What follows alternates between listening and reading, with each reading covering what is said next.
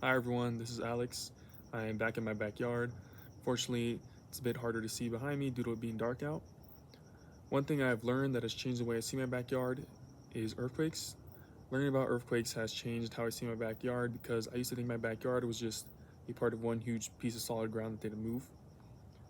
Now I see that my backyard is constantly moving due to it sitting on tectonic plates. I now understand that the small cracks I see in my backyard could be the result of movement below the surface of my backyard due to earthquakes. I learned that earthquakes are the result of rocks along a fault releasing stored up kinetic energy. The rocks are held in place by friction at faults as rocks stress in opposing directions. Once the stress becomes too much for the friction to hold, the rocks move back into the original shape and radiate out and away from the fault. This causes seismic energy that causes the ground to shake.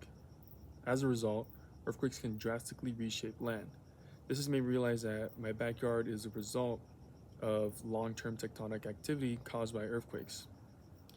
I now understand my backyard as land slowly being reshaped by earthquakes. This concept can be found in Chapter 5 Summary on Earthquakes, in Part 2 Faults and Other Causes of Earthquakes, and Part 3 The Elastic Rebound Theory.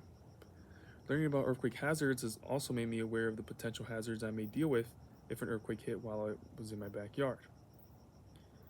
I learned that fire is the most common hazard I face in my backyard due to nearby gas, electrical, and water lines that can be severed in an earthquake. This has led me to think about how prepared I currently am if a fire broke out in my backyard due to an earthquake. This concept can be found in Part 5 Earthquake Hazards in the Chapter 5 Summary on Earthquakes. Thank you.